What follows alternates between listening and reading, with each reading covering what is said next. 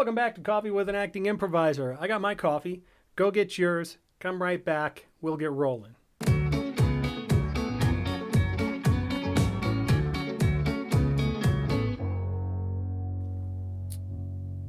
That's good. Okay. Well, I could make a little bit more noise with that. But welcome back. I was talking last week about how I don't know what I was going to do on this episode. And I really didn't have a clue. I had ideas. I had things floating around in my head. And then I said that I might just ramble, because sometimes I do that. I ramble. It's a thing. And sometimes I do, like last time, have 30 minutes worth of stuff to cut down and make into something that's watchable within the 10 to 15 minute window that I actually said my episodes were going to be. So I'm going to stick to that as well as I can. But I said ramble. And I had other things going on in my head. And here's the thing.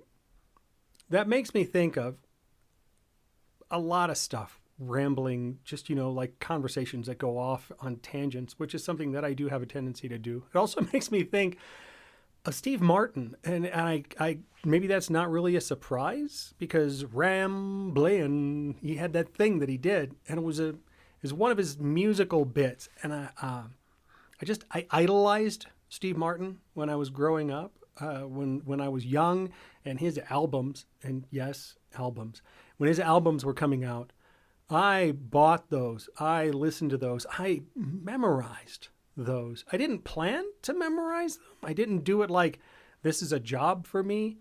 I listened to them so many times that I learned them. And then I learned how to do the albums. And by that, I mean sort of kind of doing an imitation or an impersonation of him, but also trying to capture the timing and the intention and the tone of everything that was happening. So not just remembering all the words, but recreating that. And in that sense, Steve Martin was my first masterclass on delivering comedic material and how to make that happen. So I really appreciated him for that. He wasn't alone. He wasn't. He was a major, major influence in me in my younger life. There was another comedian who told some amazing and hilarious stories, who will remain unnamed because I'm still not happy about the way things went. And I'm going to try not to let these verbal pauses get to be too overwhelming, because, okay, I'm doing it. I'm doing it. I'm thinking about, I can cut that out, but I don't want to. And here's why. This is the reason why I don't want to cut it, because that made me think of rambling. Rambling making me think of something and actually wanting to talk about the thing that I thought about reminded me of a thing that I used to do, which was the Improv Monologue of the day. So this is the idea that I just sit down and I run this like a podcast, and I talk and I spill. And at the end, that's what you get. That's what you get. And I love the idea of it because it's raw, it's in the moment, it's you getting exactly who I am for that period of time, and you don't get a choice. Well, actually, you absolutely have a choice, because you can tune out any moment that you want. But rambling, see how I do that? I just take off and go in a direction. And rambling to me has always kind of meant that wandering conversational style, that thing where, you start talking about one thing and the next thing you see something shiny and you go, I remember Lost in Space. I'm looking at Robot over there. I remember Lost in Space when I was growing up. And it was one of my favorite shows. It was right after Star Trek. Star Trek was the best. And now we call it the original series, but it was always just Star Trek to me. And I was a Trekkie. And I was growing up as a Trekkie in the time when people were not sure that they wanted to be known as that. And I remember in the 70s, in the mid-70s, there was a period of time where some people were sensitive about it and didn't want to be called Trekkies because they felt that it was demeaning somehow, and they wanted to be called Trekkers. But somehow to me, that sounded, especially knowing the story about why they wanted to make the change, just pretentious. Like you knew better than anybody else, and Trekkies were somebody to be looked down upon.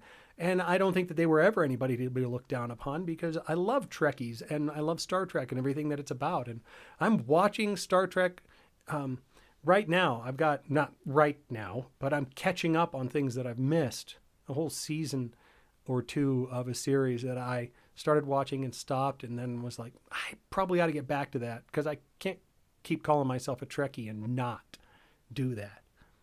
But and that's okay. But Lost in Space brought me to Star Trek. You see how I ramble?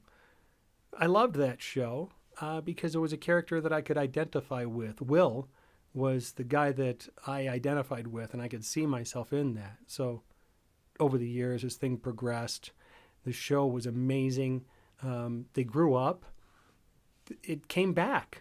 And it came back more amazing than it was the first time. It came back grown up for me because now I'm an adult, and that's what I wanted. So I didn't want to sit here pitching shows, though. I'm just looking at him thinking, Danger Will Robinson. And he's standing right next to R2-D2, so I can go on about that. And they're standing right next to a weeping angel from Doctor Who, because if you hadn't noticed, I'm a bit of a Doctor Who fan, too.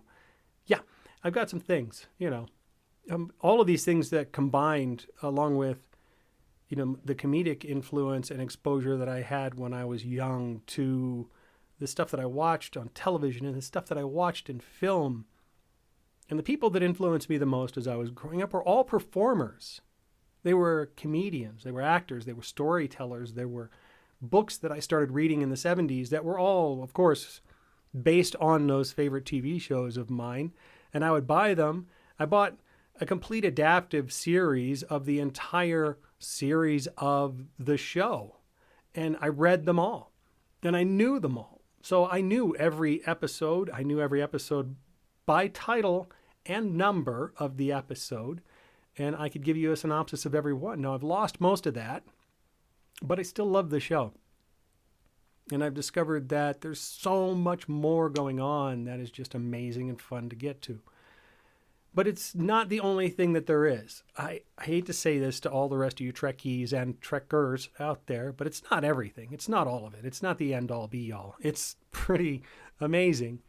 But there's a lot of other things that have come out to help fill in that void. Maybe science fiction is my theme today. Maybe science fiction and comedy? I don't know. I mean, science fiction and comedy hasn't always worked out very well. I'm thinking of some very specific films that I'm not going to name because they were made by people that I respect and appreciate and enjoy a lot. But they just didn't do as well as I hoped that they would. And I don't want to call them out for it because I still love what they've done. And I want to keep on feeling that way and not be that guy who calls out somebody that a lot of people are sensitive about, and then they want to jump on my face. I don't want anyone jumping on my face with both feet. That's unpleasant. It hurts. It's not cool.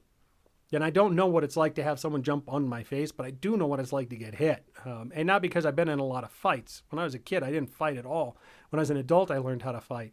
I took martial arts for a few years and went to training and went to a couple of seminars and got my butt handed to me in sparring and got thrown around and got some hyperextended joints. And I don't know. There was something about it that maybe because it's what I was doing and where I was at that point in my life that I just enjoyed. I liked the challenge of it. I liked the sense of the controlled chaos that was in there. Oh my God, it's controlled chaos. Maybe that's where I come back to comedy with that. Maybe the controlled chaos of something brilliantly comedic and the controlled chaos of training in martial arts.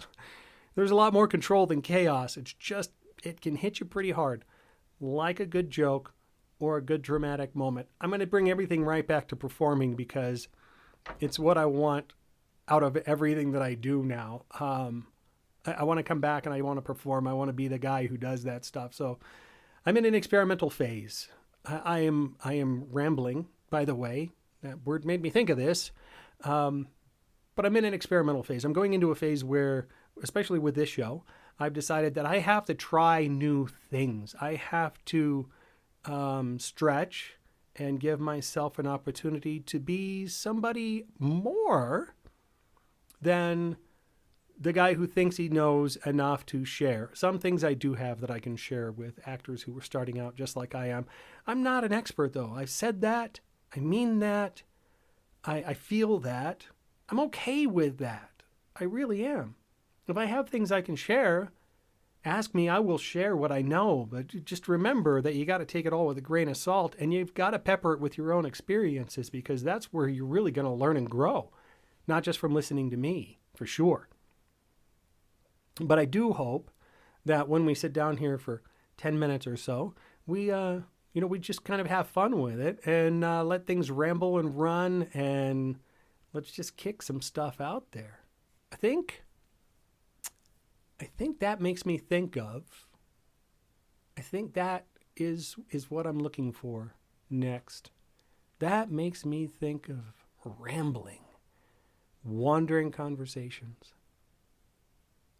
Okay, I'm out of time in 15 seconds. I started a timer to make sure I didn't go over, because when I start rambling, I will solidly go for 10 minutes, 15 minutes, 20 minutes, up to 30, and then the camera turns itself off because it just gets tired of me. I'm convinced that's what it is. But the situation is now that I'm out of time, so I'm going to go ahead and stop this thing. I'm going to thank you for sitting through my rambling session of what that makes me think of, and we're going to see if I can develop this into something of a more podcasty vibe. Somebody suggested this was a podcast and asked me if I was going to have anybody on my podcast, and I was like, not a podcast. But maybe it sort of is, because it's just me talking to a microphone and looking at a camera and letting you guys listen in here and see what I've got to say. So maybe that's where I'll go. We're going to find out together, because I'm going to keep experimenting. I'm going to keep playing, and I hope you're going to keep stopping by to see what this develops into, because come on, guys. I mean, this is fun for me, and I hope that you enjoy it too. And I'm glad that you stopped by. Thank you. If you liked it, click like. If you thought I could do something different, or you have an idea, or you're just a genius and you want to share that with me, put it in the comments. I love comments, and I will answer any comment that you give, unless it's offensive. And then I'll probably delete it. But, that's just me. I have that right. It's my show. Okay. Click like, click follow. Ring the bell, find out when things are coming up, and enjoy your coffee, enjoy your lunch. I'm going to see you soon again. In about 2 weeks, I'm going to have another one of these, and I don't know what I'm going to do yet. I'm experimenting now. It's fun. All right, let's go.